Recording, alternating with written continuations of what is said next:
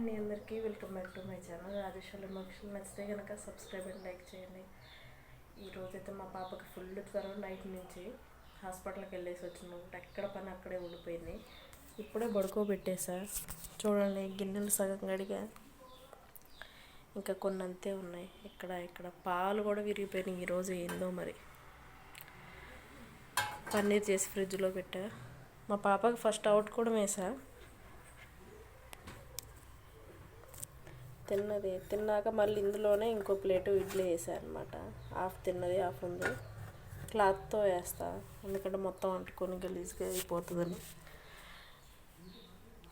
Chicken curry నైట్ది. నేను తినకూడదు కదా, నేను పెరుగు పులిహార నిన్న కలిపా. ఏమంటారు, పులిహార పులుసు ఉంది. అదే కారం పొడి పెరిగేసుకొని తిన్నా. రైసే, మామూలు రైసే అనమాట. ఇక్కడ పని అసలు అందులో ఇక్కడ నిలబెట్టే చాలాసేపు అంట్లు కడిగా. కానీ పాప ఏడుస్తుంది బాగా, చాలా కావట్లేదు. జ్వరం అస్సలు తగ్గట్లేదు. ఎన్ని సిరప్లు వేసినా నైట్ పోయి మళ్ళీ అక్కడ మెడికల్ షాప్లో సిరప్ కూడా తీసుకొచ్చిండు, కానీ వేసినా సరే తగ్గలేదు. చూడండి అవతారం అంత నైట్ నుంచి నిద్ర లేదు. పిల్లలకి ఏదైనా అయితే అమ్మో, నాకైతే అస్సలు తట్టుకోలేవని నేను. మా పాపకి ఏదైనా అయితే హ్యాపీగా డమ్మటే తిప్పుకుంటాడు. వాడికి అంతే ఉండదు, ఆడుకున్న పిల్లగాడు కదా. ఏవైతే ఒకటే చికాకు అసలు లేచిన దగ్గర నుంచి. ఇల్లు అవుతారని లెక్కనే లేదు. చూపిస్తారండి, నవ్వుకోకండి. బట్టలు అంతే ఉన్నాయి, మడత బట్టల. పడుకున్నారు ఇద్దరు. మా పాప లేస్తుందంటూ.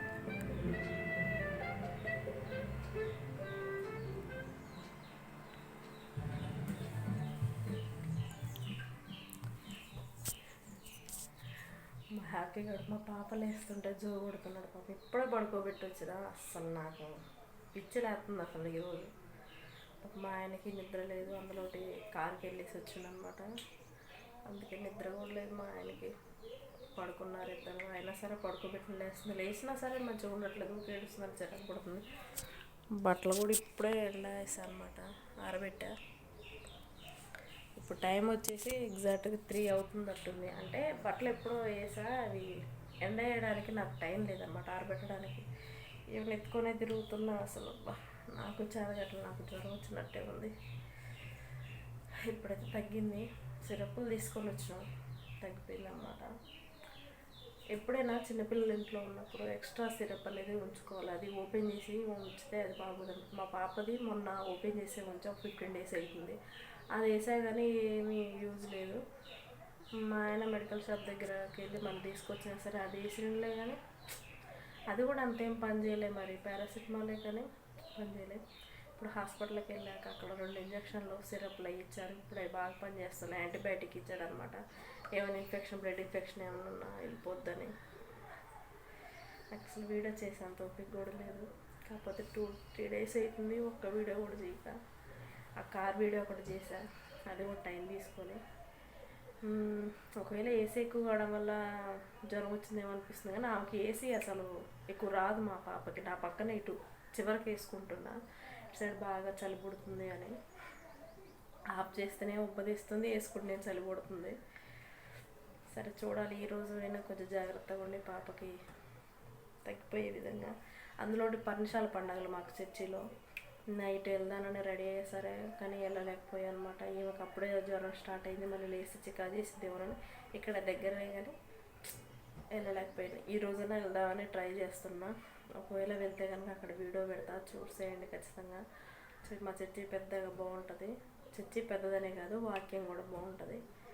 అందులో పర్ణశాల పండుగలు ఇయర్ పెడతారు అన్నమాట. ఎప్పుడు మేలో పెట్టేది, ఇప్పుడు ఏప్రిల్లో పెట్టారు. ఈ రోజైనా అందుకోలేదు, చూడాలి. పాపని ప్రేయర్ చేయించాలి. అసలు జ్వరం వచ్చేసింది. మా పాప అలా ఉంటే మాకు అసలు ఇంట్లో మంచిగా ఏమి అనిపించట్లేదు.